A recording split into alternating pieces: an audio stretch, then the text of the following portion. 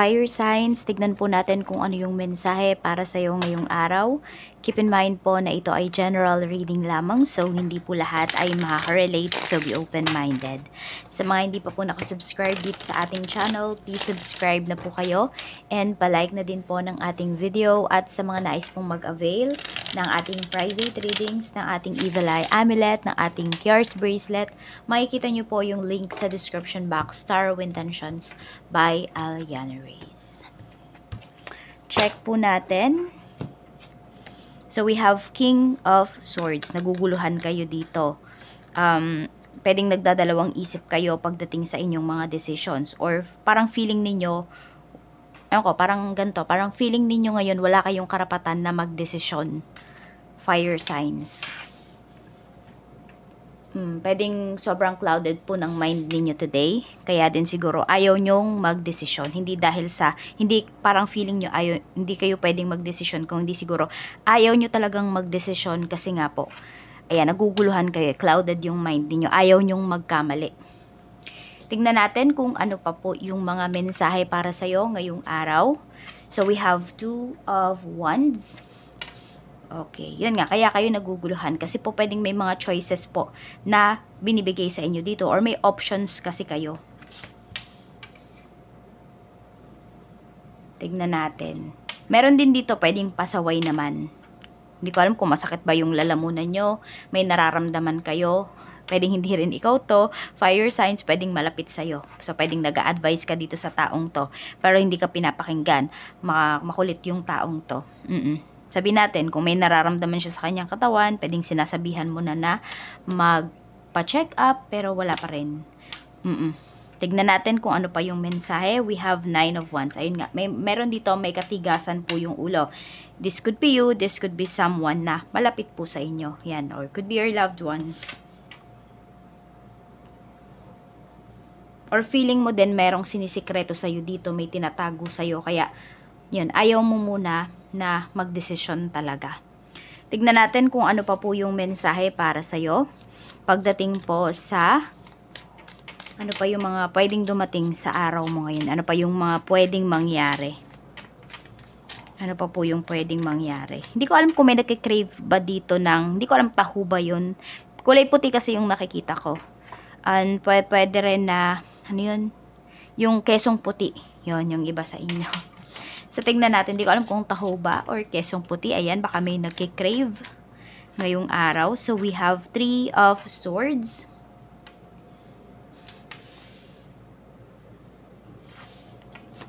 Meron tayo ditong Knight of Wands. Meron ditong nagpa-procrastinate talaga. Meron po dito na parang hindi siya nagpa-progress kasi hindi pa po kayo nakakapag-decide.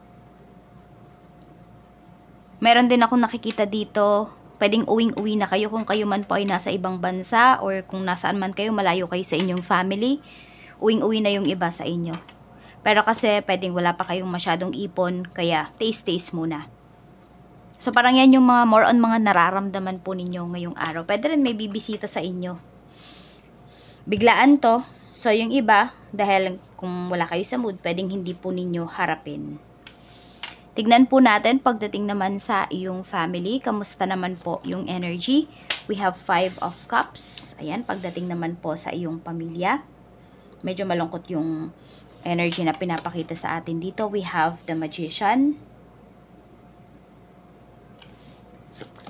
So, meron dito hindi ma-please ang family. Or pwedeng mayroong nagkagalit because of kaperahan kasi. Meron tayong King of Pentacles dito. So, pwedeng merong nasusumbatan because of money. Merong nag-aaway because of pera. So, meron dito nagsisisi. Parang, pwede kasing may pinagkatiwalaan. Tapos, yung pinagkatiwalaan na yun ngayon, wala naman siyang ginagawa, pero nasisisi pa rin siya. So, parang, sinasabi dito is, sana pala, hindi na lang niya tinanggap, 'di ba? Kung ano man yung pagtitiwala na binigay nung tao na 'yon. Kasi ngayon may napapasama po dito sa family members ninyo.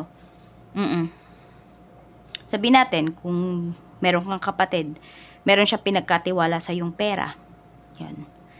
Ngayon hinahanap niya yung pera na 'yon. Nagastos naman na talaga. Alam niya din kung saan nagastos.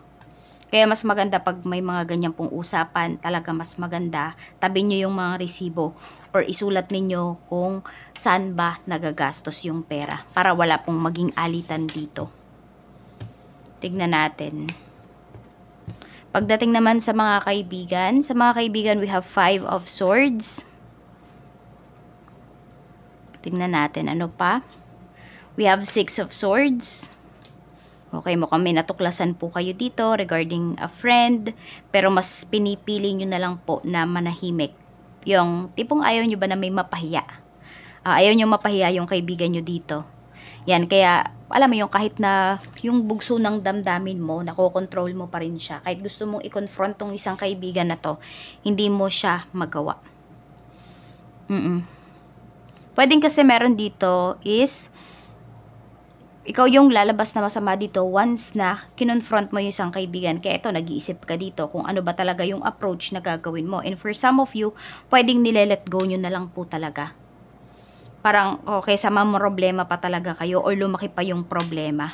Kasi nakikita ko dito kung ano man tong ginawa sa'yo ng kaibigan mo, parang mag-iinosentihan lang siya dito. Yan. Hindi niya, alam mo, wala siyang accountability. Hindi siya magiging responsable or accountable doon sa kanyang ginawa regarding sa'yo. Kaya ikaw lang yung lalabas na masama dito. Kaya pag-isipan mo yun. Kaya din siguro naguguluhan ka. Bakit? Kasi pinagkatiwalaan mo tong kaibigan mo na to. Pero ganun pa yung ginawa niya sa'yo. Tignan po natin pagdating naman po sa kaperahan. We have 2 of Pentacles. Yan. Meron tayo ditong the lover. So, ingat po kayo sa pag-handle ng finances or kung may gagastusin man po kayo ngayong araw na ito, wag po talaga kayong magpapadala sa inyong emosyon. Kasi, yan o, pwedeng meron kayong pagsisihan dito. Meron kayong pagsisisihan. Para kasing mabibigla lang kayo sa paggastos or meron kayong oo-ohan dito na, yun, ma-realize mo na hindi pala worth it na inoohan mo yung isang bagay na yun or binili mo yung isang bagay na yun. Kaya mag-iingat po kayo. Pwedeng meron dito, nagdadalawang isip kayo kung bibili na ba kayo ng sapatos. Or merong nangangailangan dito ng mga parang polo, ganyan, mga formal ba na damit. Parang tinitignan nyo, ano ba, manghihiram ka na lang ba? Kasi pwedeng minsan mo lang naman talaga gagamitin or bibili ka. So, pag-isipan nyo po yan. Tignan natin, pagdating naman po sa trabaho. Ayan, sa current job, tignan naman natin. We have Ace of Pentacles. Alam mo yung parang nagtumbling ka na't lahat pagdating dito sa trabaho. Hindi mo pa rin nakukuha yung, or hindi pa rin in-offer sa'yo yung sabi natin, yung gusto mo na posisyon. Parang ginawa mo na lahat. Yan, the Sun. Pero wag daw po kayong mawala ng pag-asa dito kasi, yan, pwedeng may delay lang, pero makukuha nyo pa rin po yan. Tapos, masaya kayo ngayon sa work ninyo, oh. Meron lang kayong hindi nakukuha dito, eh. Pwedeng, hindi ko alam kung delay ba yung sweldo po ninyo, or nag-cash advance ba kayo ngayong araw, pero hindi po kayo pinayagan. Yan, pero happy naman po kayo, masaya yung lagay ba sa trabaho ninyo. Positive naman po yung pinapakita dito. Yan, 'di ba? Nakasmile naman yung tao na ito. Knight of Pentacles. Kaya lang parang hindi po mawala sa isipan ninyo na parang it's time na para i-pursue ninyo yung career na gusto nyo talaga. Ayan po. Meron din kasi dito, kung natatagalan talaga kayo, baka naman kasi yung delay na nasabi ko kanina is ilang taon na pala kayong naghihintay dyan. So, meron tayong Knight of Pentacles, sinasabihan din kayo dito ni Universe, wag naman kayong pabigla-bigla ng desisyon. Pero kung buo na talaga yung desisyon ninyo, matagal nyo na itong pinag-isipan, marami po sa inyo, yung, sabi natin, yung trabaho na hinahanap mo, or yung success, 'di ba? Yung success, yung basta yung success, hindi mo yan mahahanap dito sa current job mo. Nasa ibang trabaho siya. Or pwedeng nasa ibang lugar siya. Kaya, tignan nyo pong mabuti. Pag-isipan nyo to. Kasi mag-grow talaga kayo doon sa trabaho, sa next job po ninyo. Basta wag lang kayong pabigla-bigla, wag kayong magpapadala sa inyong emosyon. So kung naguguluhan pa kayo ngayon, wag kayong magdedesisyon dito na bigla na lang kayong magre-resign. Check po natin pagdating naman sa mga may negosyo na. 10 of Wands, medyo stress kayo ngayon. Pero nakikita naman dito with the 6 of Swords na gagaan pa rin naman po yung daloy ng inyong business. Ayan. Tsaka pwedeng good problem to eh. Kasi marami kayong iniiwan dito, madami kayong nilet go. So, pwedeng good problem na tong dumarating sa business mo. We have 4 of Cups. Yan, di na lang nga kayo nagda-daydream dito, uma-action na po talaga kayo. So, madaming offers, madaming mga bagong kliyente. Yung tipong pinagdasal mo, hiniling mo talaga siya, fire signs, binibigay ka agad sa'yo. 9 of Swords, ayan, puyatan nga po ngayon. Di ko alam kung 24 hours ba yung business nyo, or panggabi ba yung inyong business, pero ayan po, yung iba sa inyo, pagod talaga kayo. Pero, nandun yung happiness ninyo, nandun yung satisfaction pagdating sa trabaho. Tsaka nakikita ko dito, iniingatan nyo talaga yung business niyo. So, marami po dito, hands-on talaga sa business. Tignan naman natin pagdating sa love life. Pagdating po sa love life, spirit guide. Love life po ni fire signs. Tignan natin yung main energy.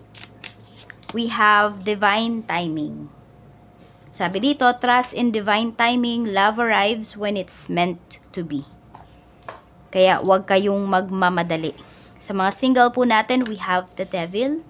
Yan, huwag kayong magmamadali dito, 'di ba? Hindi porket lahat ng kasabayan mo, lahat ng kaedad mo, meron ng asawa, may karelasyon, may stable ganito, ganyan. Do not compare yourself. Iba-iba po talaga tayo ng timing.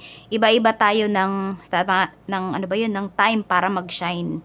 Kaya iwasan nyo yan na kino-compare nyo yung inyong sarili. Minsan siguro, hindi nyo talaga maiwasan. Pero as much as possible, yun. You will have your own time din naman. Mag-ingat lang po kayo kasi pwedeng yung maka-deal po ninyo, pwedeng hindi kasi maganda yung dulot sa'yo nung tao na yon. Baka mamaya lokohin ka lang. Tignan natin. Pero ganito kasi, pwedeng meron ako nakikita dito,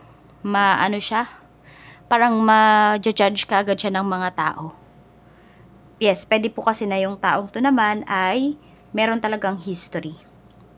Okay, so pero pwedeng ikaw yung magbabago sa kanya. Or magbabago siya because of you.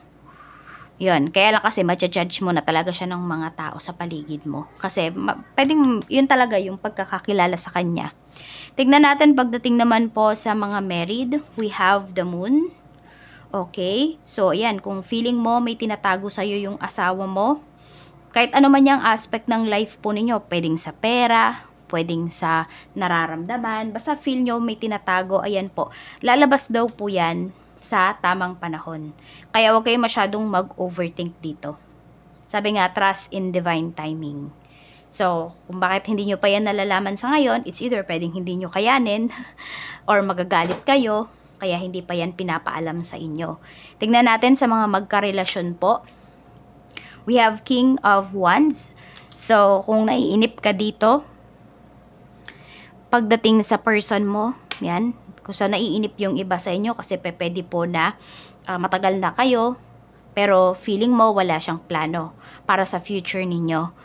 Meron naman siyang plano. Yun nga lang kasi, pwedeng hindi pa uma-action talaga yung person mo. So, mapag-uusapan naman po yan. Baka hindi pa talaga ito yung tamang panahon. Oo. Hindi pa ito yung right time para magpakasal kayo. Baka madami pang inaayos yung person mo na gusot sa buhay niya. Baka ikaw din, baka meron ka pang mga kailangang ayusin. So, ayan lang po. Maraming salamat. Mag-iingat po kayo always. And more blessings to come.